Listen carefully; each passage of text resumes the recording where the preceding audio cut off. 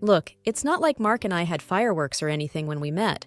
We just clicked, you know? We were two people who found out we fit well together, and that was that.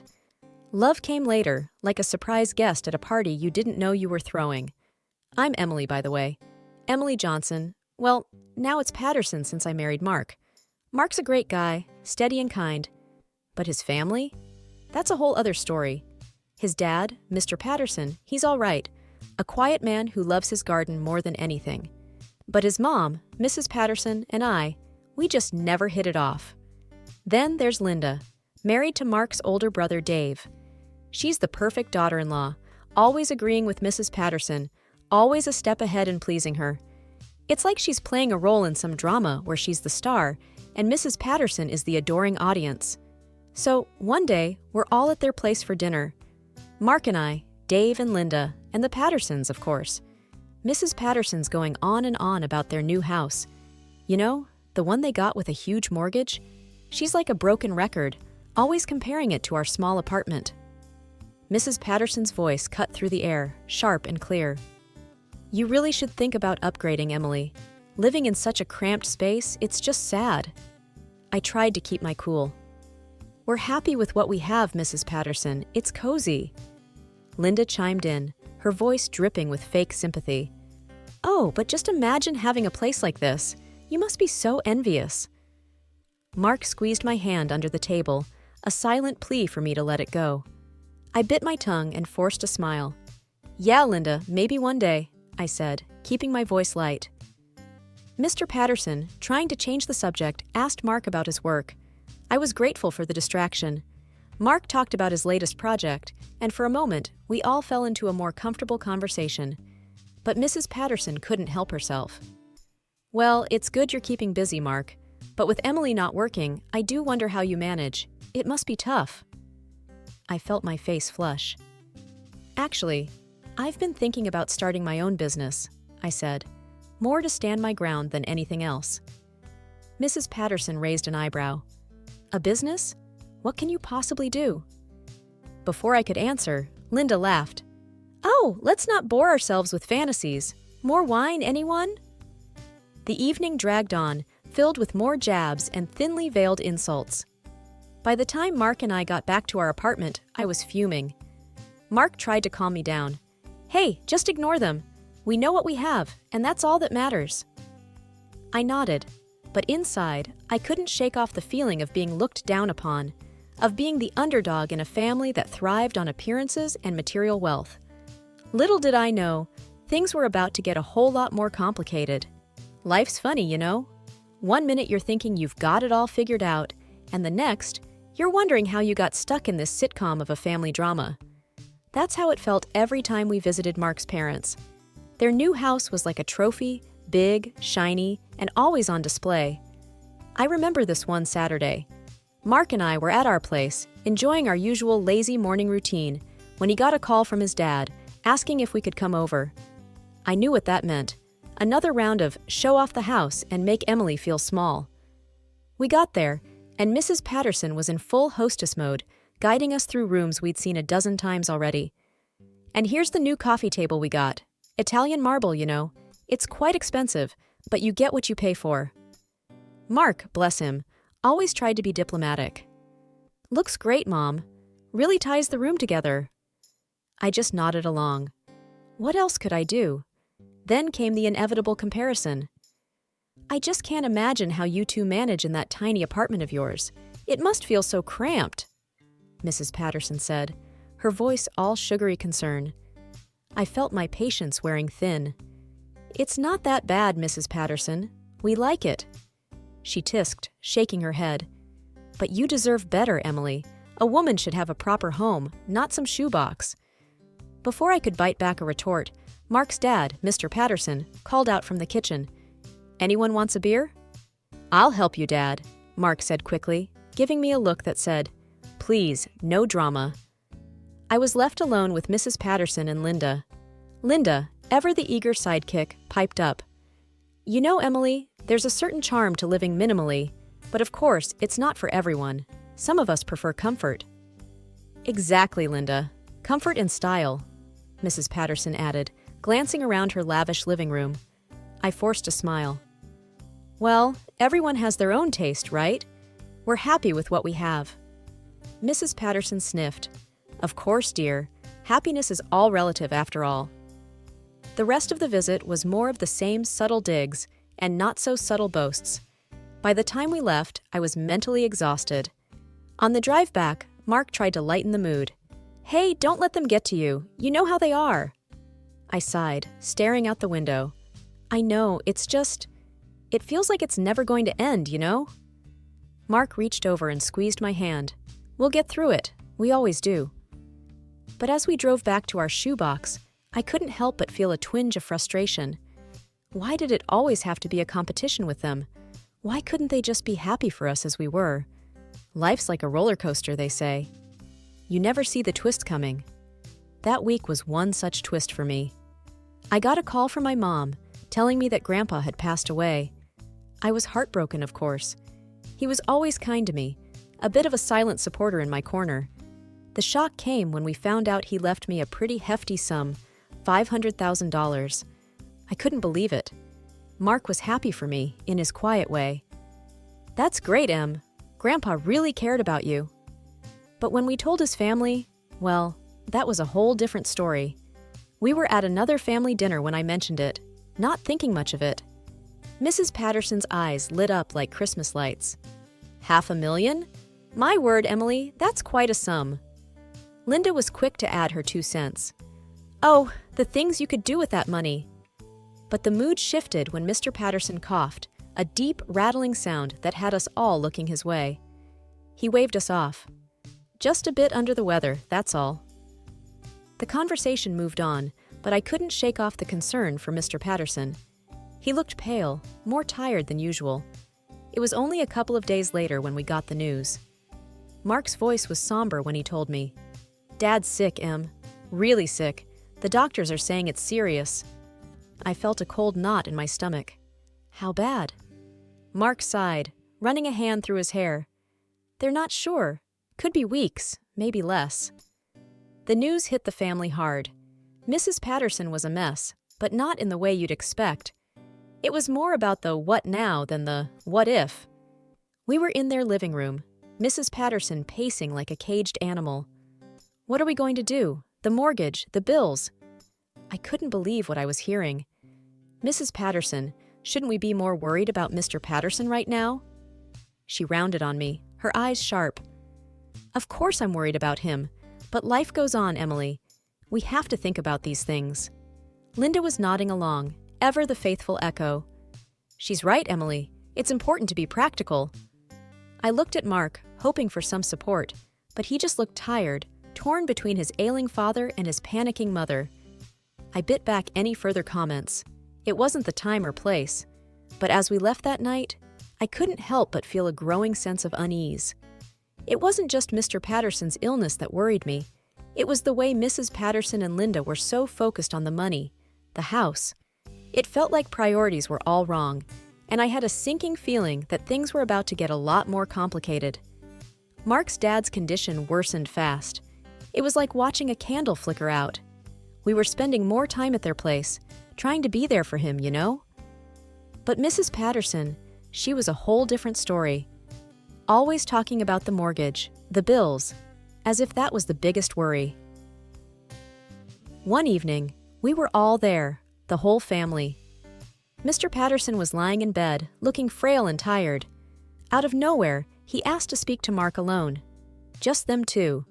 It was strange, seeing him so serious. Mark looked taken aback, but nodded. Sure, Dad. Let's talk. They went into the bedroom and closed the door. That's when I noticed Mrs. Patterson and Linda. They were like cats who heard a can opener. Their ears practically perked up. What do you think they're talking about? Linda whispered to Mrs. Patterson, not even trying to hide her curiosity. Mrs. Patterson had that look, you know, like she was trying to solve a puzzle. I don't know, but I bet it's about the will or the house. I was standing there, feeling awkward, when Linda turned to me. Emily, you must be dying to know, right? I mean, with your husband being the only son and all. I shrugged, not wanting to play into their game. It's their business. If Mark wants to tell me, he will.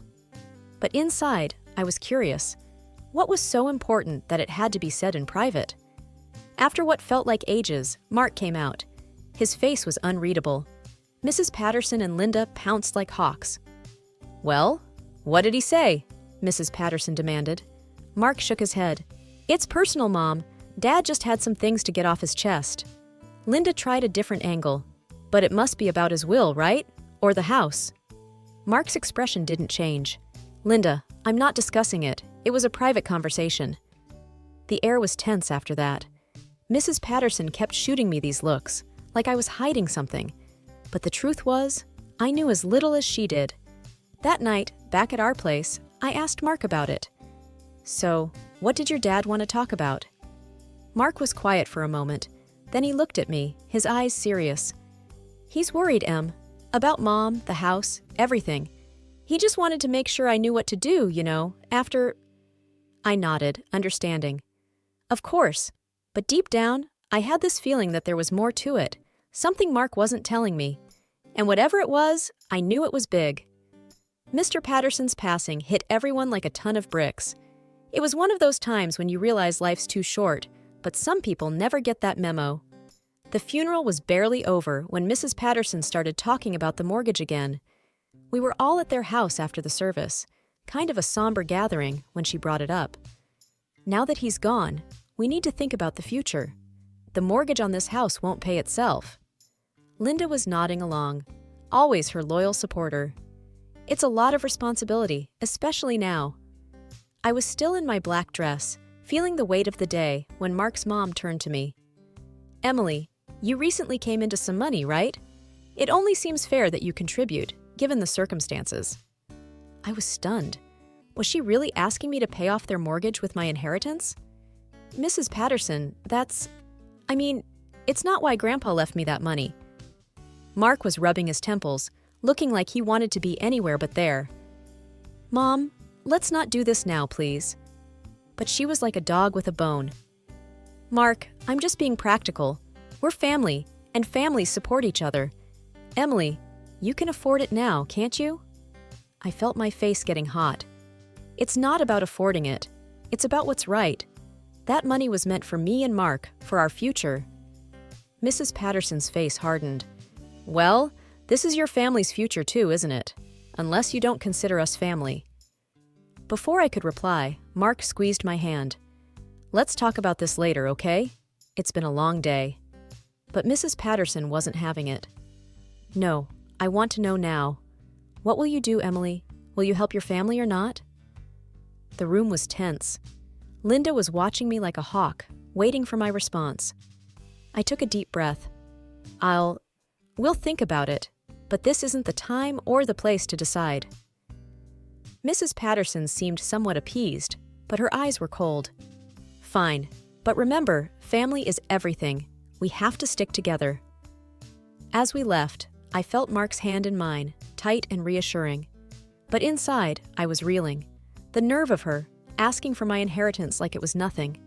It felt like she was trying to claim something that wasn't hers, and it didn't sit right with me at all. After much back and forth and a heavy heart, I decided to use my inheritance to pay off the mortgage on Mrs. Patterson's house. It was a decision I didn't take lightly, and I did it mostly for Mark's sake. We were at Mrs. Patterson's house for a dinner she organized to celebrate the mortgage being paid off.